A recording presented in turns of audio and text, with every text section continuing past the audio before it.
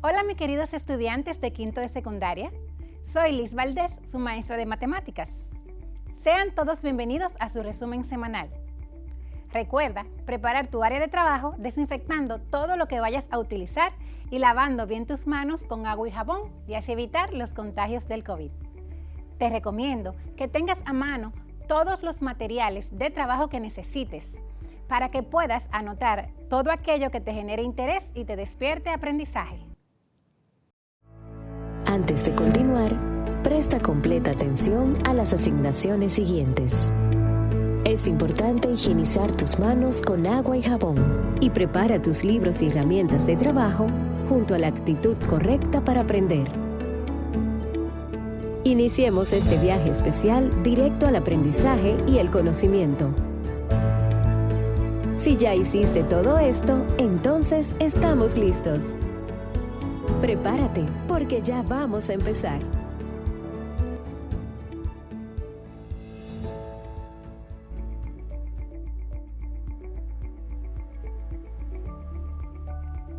Durante esta semana estuvimos trabajando con la adición de vectores mediante el método del paralelogramo y el método del polígono. También conocimos el concepto de dirección de un vector y cómo podemos determinarla. Y además, conocimos y representamos los vectores en el espacio o plano de 3 dimensiones. En el día de hoy, reforzarás con mucha mayor facilidad todos estos conceptos. Recuerda que estos conocimientos te ayudarán a realizar tu proyecto final, que es hacer un reportaje acerca de la salud integral y bienestar en tiempos de pandemia. Te sugiero que vayas avanzando en su realización para que puedas entregarlo en el tiempo establecido. Ahora, te invito a realizar una revisión de los conceptos que hemos desarrollado mediante las competencias específicas trabajadas hasta el momento. Esta revisión será tu propia autoevaluación, donde podrás determinar por ti mismo cuánto has aprendido. Acompáñame a ver los detalles. El método del paralelogramo consiste en colocar los vectores a sumar de tal modo que los orígenes coincidan y formar segmentos paralelos a cada vector, formando así un paralelogramo y trazar su diagonal desde el origen común hasta la intersección de las paralelas a los vectores. El vector que sale en la dirección de la diagonal es el vector resultante de la suma de los vectores. El método del polígono consiste en dibujar los vectores a sumar uno a seguida del otro, es decir, se traza el primer vector y al final de este se comienza a trazar el segundo, y así sucesivamente, con todos los vectores a sumar. Y, por último, se dibuja el vector resultante que va desde el origen del primer vector hasta el extremo final del último vector. Ahora, repasemos un ejemplo de cómo efectuar la adición de vectores utilizando el método gráfico del polígono. Sume los vectores A, B y C si el vector A posee un módulo de 3 unidades y forma un ángulo de 30 grados con respecto a la horizontal. Si el vector B posee un módulo de una unidad y forma un ángulo de 130 grados con respecto a la horizontal. Y por último, si el vector C posee un módulo de 2 unidades y forma un ángulo de 70 grados con respecto a la horizontal. Bien, ahora realicemos la suma de estos vectores utilizando el método del polígono. Veamos que tenemos los datos que el vector A es igual a 3 unidades y forma un ángulo de 30 grados con la horizontal. El vector B mide una unidad y forma un ángulo de 130 grados con respecto a la horizontal. Y el vector C mide 2 unidades y forma un ángulo de 70 grados con respecto a la horizontal. Recordando que con el método del polígono, lo que vamos a hacer es graficar cada vector, o sea, comenzamos con el primer vector partiendo del origen de coordenadas. En este caso, como notamos, tiene una abertura de 30 grados y mide 3 unidades. Representamos nuestro primer vector y el segundo vector lo vamos a representar a seguida del primero. O sea, donde termino el primero, comienzo el segundo, que en este caso es el vector B con una medida de una unidad y 130 grados con la horizontal. Luego graficamos o representamos el vector C, que mide 2 unidades y forma 70 grados con la horizontal. Como ven, el vector C se grafica partiendo del final del vector B. Y luego que tengo ya los 3 vectores en el gráfico, uno a seguida del otro, A, B y C, entonces trazamos la resultante desde el origen de coordenadas hasta el final del último vector. Y de esta manera obtenemos la resultante de sumar los vectores por el método del polígono, que en este caso es igual a 5 unidades.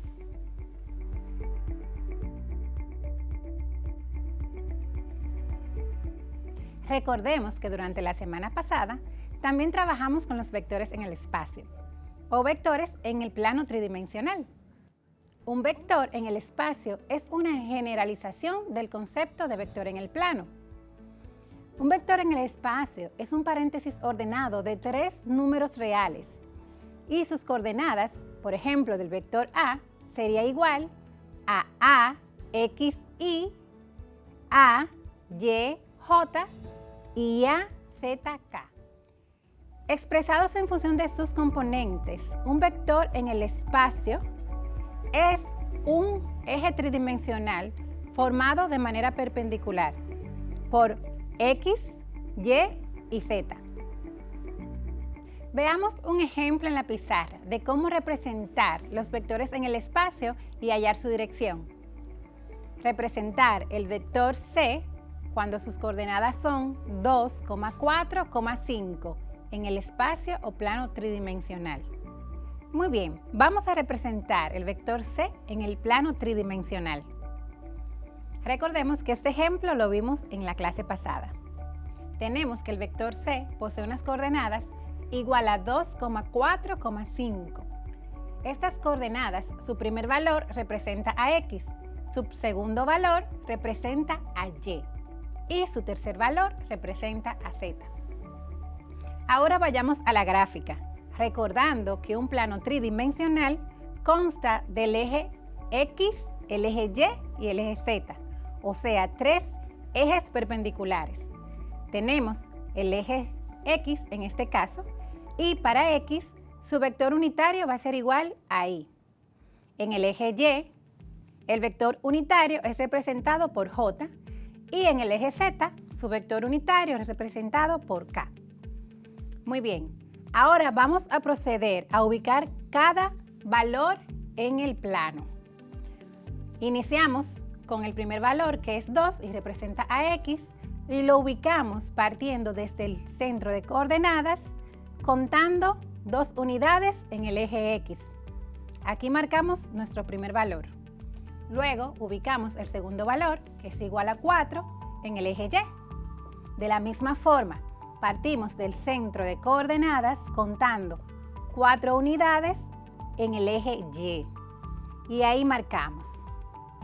Luego, unimos estos dos puntos de la siguiente manera, trazando paralelas a los ejes. O sea, trazos paralelos a estos ejes. Comenzamos para unir el punto 2 y el punto 4. Comenzamos trazando una paralela a Y, como pueden notar. Esas líneas de trazo son paralelas a Y. Luego continuamos trazando paralela a X. Bien, ahora ubicamos nuestro tercer punto, que es de valor 5 en el eje Z. Procedemos del centro de coordenadas a contar 5 unidades en el eje Z y ese es nuestro punto. De la misma manera, realizamos línea de trazo para unir estos puntos. Como pueden ver, estas líneas de trazo son paralelas a los ejes. Eso es muy importante. Esta está paralela al eje Z y estas están paralelas al eje Y. Y por último, unimos el punto 5 con el punto 2. De la misma forma, trazamos paralela al eje X y trazamos paralelas al eje Z. Es bien importante saber que nuestro vector estará representado desde el centro de coordenadas hasta donde se unen las líneas de trazo del valor del eje Y el eje Z, como podemos mostrar acá. Muy bien, ya tenemos representado nuestro vector en el espacio o plano tridimensional. Ahora vamos a hallar su dirección. Recordemos que para hallar la dirección de un vector, utilizaremos la función de la tangente del ángulo, la cual es igual al cateto opuesto sobre el cateto adyacente. En este caso, la tangente del ángulo va a ser igual al valor del eje Z dividido entre el valor del eje Y, que en este caso recordamos que para Z su valor es 5 y para Y su valor es 4. Luego vamos a hallar la tangente inversa, recordando que puedes utilizar tu calculadora e introducir en la segunda función tangente a la menos 1 del ángulo, que va a ser igual a 5 sobre 4. En este caso, tendrás como resultado un valor de 51.3 grados. Este resultado representa el valor de nuestro ángulo en el plano de 3 dimensiones. O sea, que esta abertura de acá es igual a 51.3 grados. Y de esta manera hemos representado el vector en el plano de 3 dimensiones y hallado su dirección.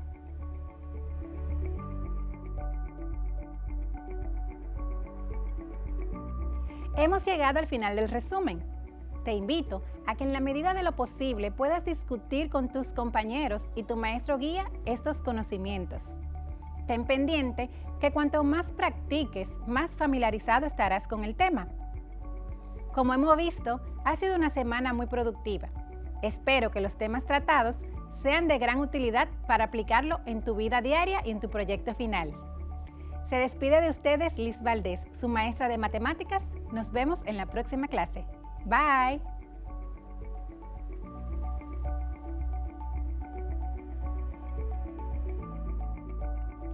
Bienvenidos a nuestro acostumbrado resumen semanal de lengua española.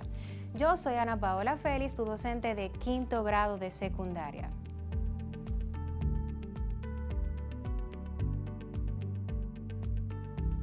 ¿Estás listo para comprobar qué tanto has aprendido y repasar aquello en lo que aún tienes dudas? Toma tu cuadernillo, tu cuaderno de apuntes, tu lápiz, tus lapiceros, para que juntos repasemos lo trabajado en la clase anterior. Con los temas abordados durante esta semana, perseguimos que pudieras diferenciar el reportaje que lees de otro tipo de texto, partiendo de su intención, su estructura y las marcas lingüísticas que le son propias. Repasemos juntos los instantes más importantes de lo trabajado esta semana. En nuestro primer encuentro de este nuevo año, analizamos los textos literarios. Aprendimos a qué hacen referencia, los clasificamos y los identificamos. ¿Qué es un texto literario? Bueno, el texto literario es aquel que en su escrito prioriza la parte estética y poética, dejando a un lado la objetividad y su realidad. Este emprende un estilo subjetivo, permitiendo la creación de escritos utilizando la imaginación y el pensamiento libre. Contienen características específicas de los géneros literarios. Ahora bien, nos dimos cuenta que hemos visto o leído textos literarios, ya que ese poema que está en nuestro cuadernillo Quisqueya, las novelas que hemos leído, ese cuento que desde pequeño te leían tus padres, esas fábulas que con tanto esmero te narraba tu docente, todos estos escritos pertenecen a los textos literarios.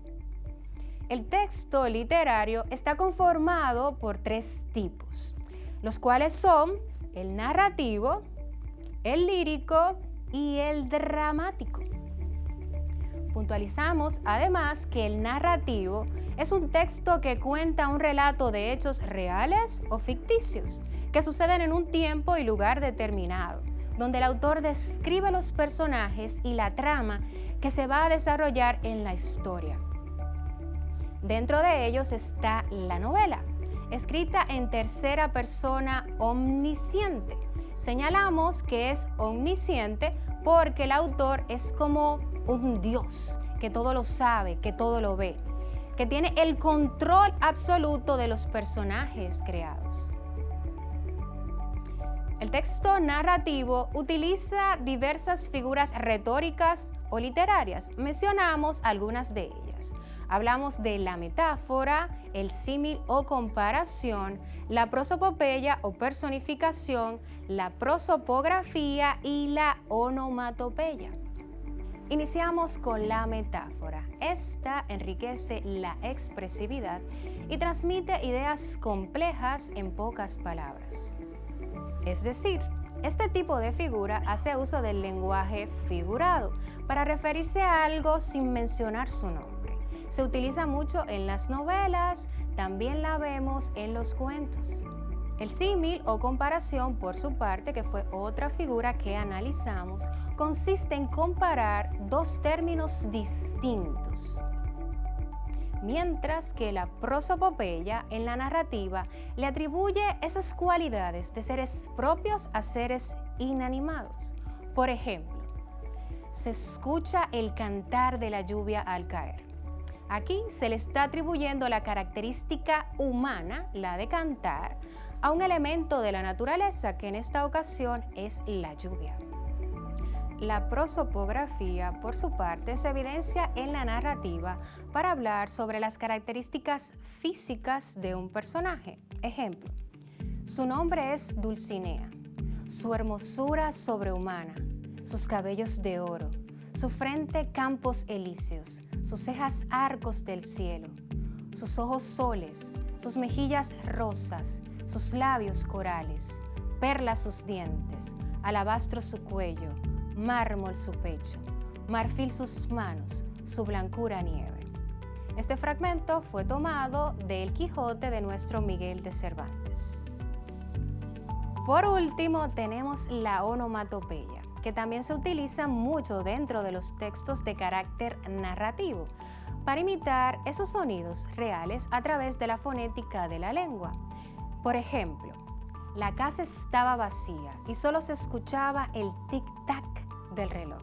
Ese sonido, tic-tac, emitido por el reloj es la onomatopeya. En otro orden tenemos los textos líricos o poéticos. En estos, el autor refleja en sus escritos emociones, sentimientos, frustraciones, angustia, entre otras. Aquí reina la subjetividad del escritor. Enfatizamos que la subjetividad es la libertad con la que cuenta el autor para expresar sus pensamientos. Por lo regular se escriben en verso y ocasionalmente también en prosa. Como ejemplo, vimos un fragmento de un nuevo sermón de Adviento en el tramo 5 del Dr. Jimmy Barranco Ventura, tomado de su libro Espinelas sin espinas. Escuchemos. La nutrición salva vidas, nadie lo puede negar. Debéis todos procurar del enfermo la comida. Se cerrarán las heridas, muy pronto y mucho mejor. Y ese poder defensor que tienen los anticuerpos aumentará más, por cierto, si es buena la nutrición. En cuanto al género dramático, señalamos que, según su autor, este plantea diversos conflictos representados a través del diálogo y la actuación de sus personajes. Por ejemplo, una obra de teatro puede estar escrito en verso o en prosa y su finalidad es ser presentado en público. Están divididos en 3 grandes grupos: el drama, la tragedia y la comedia. Finalmente, te exhortamos a que refuerces todo lo trabajado hasta el momento, repasando y profundizando mediante la investigación. Que le des los toques finales a tu reportaje final sobre el bienestar y salud integral en tiempos de pandemia.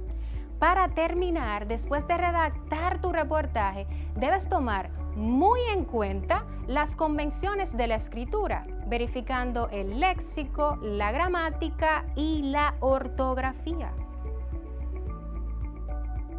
Hemos terminado nuestro resumen semanal, el cual ha sido de grandes avances y de mucho crecimiento para todos.